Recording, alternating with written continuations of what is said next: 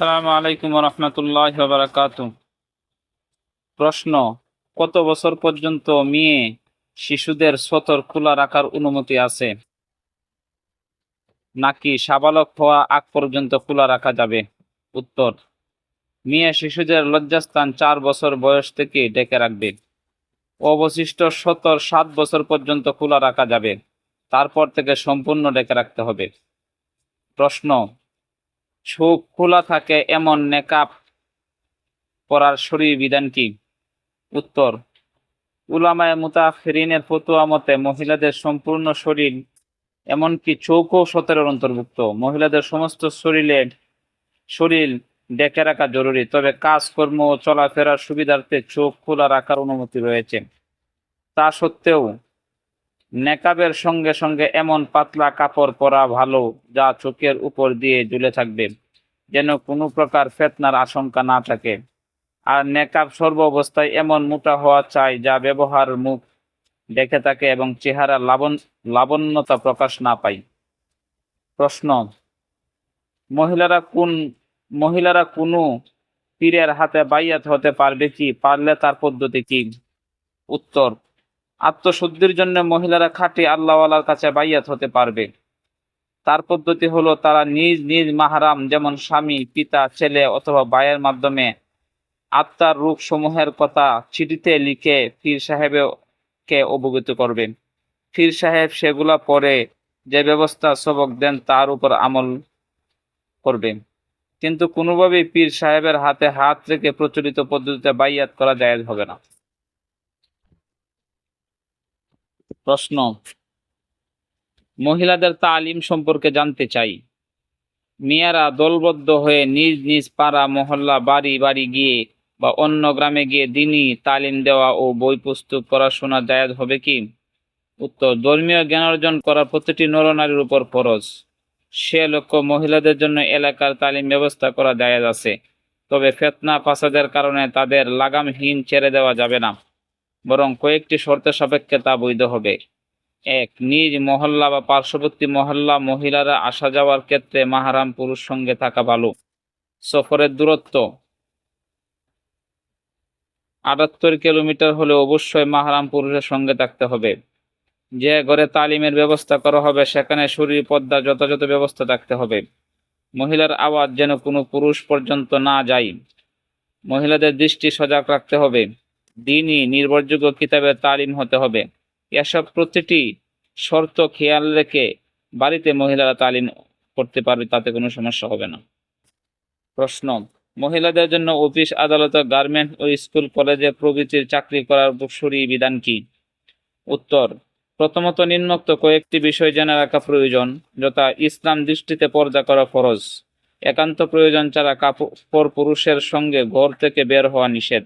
আমাদের সমাজে চাকরি করতে গেলে যেহেতু সচরাচর এ জাতীয় শরীয়ী বিধান রক্ষা করা সম্ভব না, তাই মহিলাদের জন্য এ জাতীয় চাকরি করা বৈধ নয়। তবে যদি জরুরি রোজগারের বিকল্প কোনো ব্যবস্থা, যেমন স্থাবর অস্থাবর সম্পত্তি উপার্জনের ক্ষেত্রে ছেলে, বাবা, ভাই এবং স্বামী এদের কেউ বিদ্যমান না থাকে, তাহলে নিম্নোক্ত কয়েকটি শর্তে মহিলারা বৈধ কোনো কর্মস্থানে চাকরি করতে পারবে। 1. পরিপূর্ণ শরীয়ী বিধান পর্দা করতে হবে। তার কাজ মহিলা বাচ্চাদের সঙ্গে হওয়া, সাবালেগ গায়রে মাহরামের সঙ্গে মেলামেশার বাধ্যতামূলক না হওয়া, রূপচর্চা, সুগন্ধি জাতীয় কোনো কিছু ব্যবহার না করা, অভিভাবক অনুমতি থাকা। প্রশ্ন: মহিলারা দ্বীনি মাহফিলে গিয়ে ওয়াজ শুনতে পারবে কি? যদি না পারে তাহলে তাদের ওয়াজ শোনার পদ্ধতি কি? উত্তর: মহিলাদের জন্য পরিপূর্ণ পর্দা ও নিরাপত্তার সাথে মাহফিলে গিয়ে ওয়াজ শোনার অবকাশ আছে, তবে ওয়াজের স্থান, সফরের দূরত্ব হলে মহিলাদের সাথে অবশ্যই মাহরাম থাকতে হবে। প্রশ্ন: বর্তমান প্রচলিত মেডিকেল কলেজ মেয়েদের চিকিৎসা বিদ্যা অর্জনের ব্যাপারে শরীয়ী বিধান কি?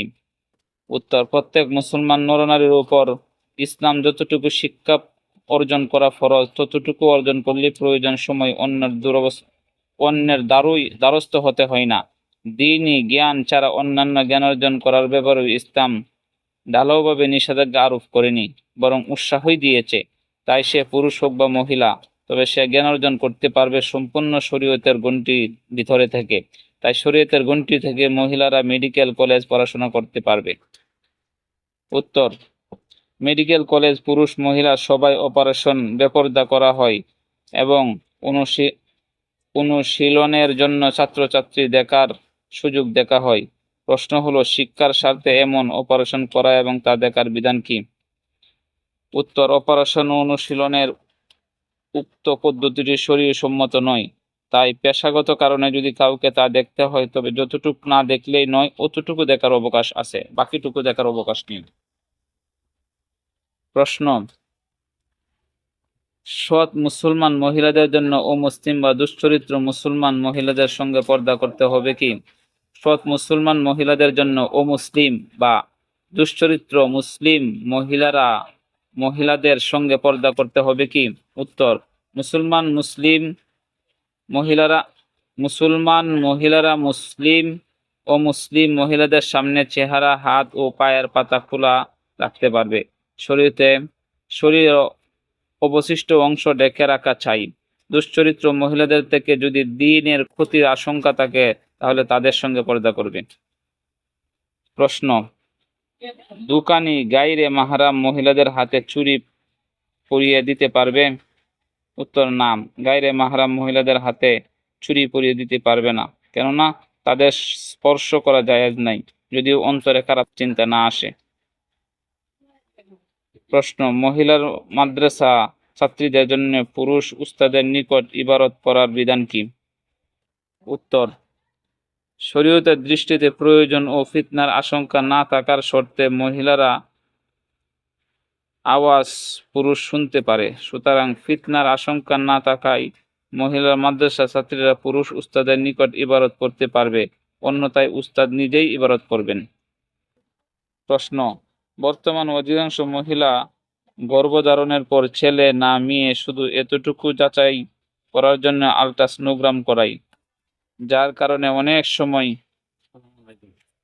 গায়রে মাহরাম পুরুষ সতর দেখতে হয়। প্রশ্ন হলো, শুধু উল্লেখিত কারণে আল্ট্রাসনোগ্রাম করার বিধান কি? উত্তর, গর্ভের সন্তান ছেলে না মেয়ে কেবল অতটুকুই জানার জন্য আল্ট্রাসনোগ্রাম করা এবং তাতে গায়রে মাহরাম ডাক্তারের সতর দেখানো জায়েজ নয়। হ্যাঁ, অভিজ্ঞ ডাক্তার চিকিৎসার স্বার্থে যদি সন্তানের পজিশন জানার প্রয়োজন মনে করেন তাহলে সেই ভিত্তিতে আল্ট্রাসনোগ্রাম করা বৈধ হবে।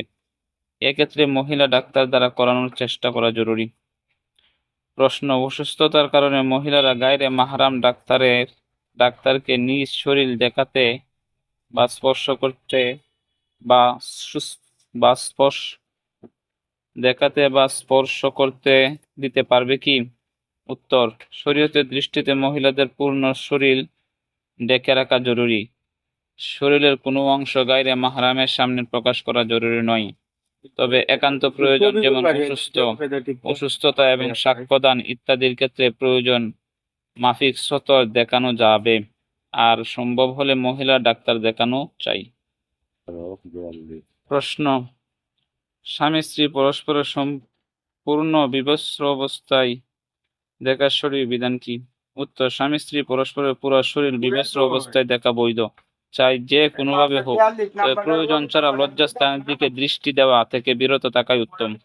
প্রশ্ন, স্ত্রীর সৎ মায়ের সঙ্গে সাক্ষাতের বিধান কি? উত্তর, স্ত্রীর সৎ মা গায়রে মাহরাম, শ্বশুর থেকে বিচ্ছিন্নতার পর তাকে বিয়ে করা বৈধ, সুতরাং তার সঙ্গে সাক্ষাৎ বৈধ।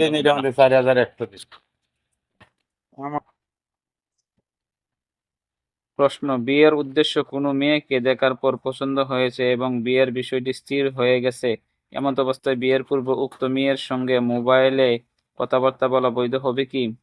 উত্তর, উক্ত মেয়ের সঙ্গে বিনা প্রয়োজনে বিয়ে সম্পূর্ণ হওয়ার পূর্বে মুখোমুখি কিংবা মোবাইলে কোনোভাবে কথাবার্তা বলা জায়েজ হবে না, কেননা তখন সে বেগানা মেয়েদের অন্তর্ভুক্ত। প্রশ্ন, কনে দেখে এসে বোন, ভাবি প্রমুখরা বরের সামনে এমন কোনো অঙ্গের বিবরণী দিতে পারবে কি বিয়ের পূর্বে তার জন্য যা দেখা বৈধ নয়? উত্তর, হ্যাঁ, এমন অঙ্গের বিবরণী দিতে পারবে। আসসালামু আলাইকুম ওয়া রাহমাতুল্লাহি ওয়া বারাকাতুহু।